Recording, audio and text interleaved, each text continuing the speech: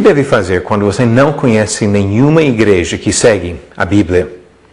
Antes de responder essa pergunta importante, eu quero fazer um comentário sobre estas mensagens bíblicas. Nesta mensagem, como em outras que nós colocamos na internet, tem várias citações bíblicas. Nem sempre paramos para ler todos esses versículos na hora, mas seria muito interessante anotar, ler não somente o versículo, mas até o contexto de cada trecho, para ter certeza que as suas convicções se baseiam na palavra de Deus, não na minha, nem na palavra de qualquer outro homem. Agora vamos pensar sobre esta pergunta. Se você não conhece nenhuma igreja que segue a Bíblia, o que deve fazer? Seria ótimo se houvesse igrejas em todos os lugares do mundo fazendo exatamente a vontade de Deus. Infelizmente, a realidade é outra. Muitas pessoas estudam a palavra de Deus e descobrem a simplicidade do plano dele, mas não acham nenhuma igreja que esteja respeitando o padrão do Novo Testamento. Muitas ensinam doutrinas humanas sobre a salvação. Algumas negam a divindade de Jesus. Outras adoram de maneiras não aprovadas nas Escrituras. A maioria não respeita o plano bíblico em relação à organização de congregações autônomas e independentes, e assim em diante. Sabemos que não podemos ser cúmplices de obras infrutíferas, nem aceitar comunhão entre a luz e as trevas. Paulo disse, em Efésios 5, versículo 11, e não sejais cúmplices nas obras infrutíferas das trevas. Antes, porém, reprovai-as. Em 2 Coríntios, no final do capítulo 6, ele falou da dificuldade e a impossibilidade de comunhão entre a luz e as trevas. Depois ele disse, no capítulo 7, versículo 1, tendo, pois, ó amados, tais promessas, purifiquemo-nos de toda impureza, tanto da carne como do espírito, aperfeiçoando a nossa santidade no temor de Deus.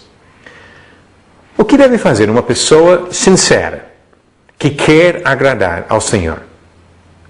Não é possível responder a tudo numa pequena mensagem, mas eu gostaria de dar algumas sugestões práticas para ajudar as pessoas nessa situação. Primeira coisa, confirme a sua própria salvação.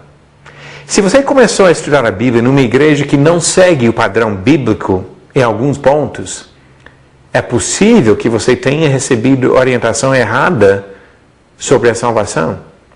Examine as Escrituras. Compare o que você fez para receber a salvação com a palavra de Deus.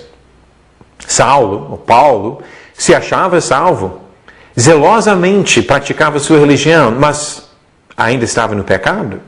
Atos capítulo 9. Deus exige que a pessoa creia e se arrependa e seja batizada para a remissão dos pecados. Eu quero mostrar 2 versículos, embora vários trechos ensinam sobre esse assunto. Em Marcos capítulo 16. Marcos 16. No versículo 16, Jesus, quando enviou os apóstolos a pregar ao mundo, disse, quem crer e for batizado será salvo. Quem, porém, não crer será condenado. Ele mostra que a fé e o batismo são necessários para a salvação. Em Atos capítulo 2, versículo 38, Pedro respondeu à pergunta dos judeus no dia de Pentecostes e disse, arrependei-vos e cada um de vós seja batizado em nome de Jesus Cristo para a remissão dos vossos pecados e recebereis o dom do Espírito Santo. É isso que a palavra de Deus ensina. Que é necessário crer, se arrepender e ser batizado para receber perdão dos nossos pecados. Muitas igrejas ensinam erradamente que a salvação vem antes do batismo. Examine o que você fez à luz das Escrituras.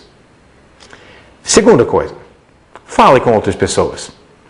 Quando Paulo chegou pela primeira vez em Corinto, ele encontrou um casal que trabalhava fazendo tendas, assim como ele.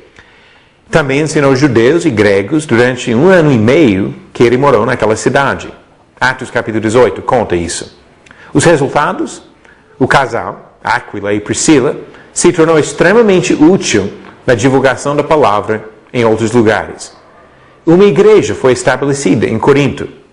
Depois Paulo mandou cartas à igreja dos Coríntios. Terceira sugestão. Quando tiver 2 ou mais pessoas verdadeiramente convertidas a Cristo, comece a se reunir como igreja. Certamente enfrentarão muitos desafios, começando com um grupo pequeno e inexperiente na palavra.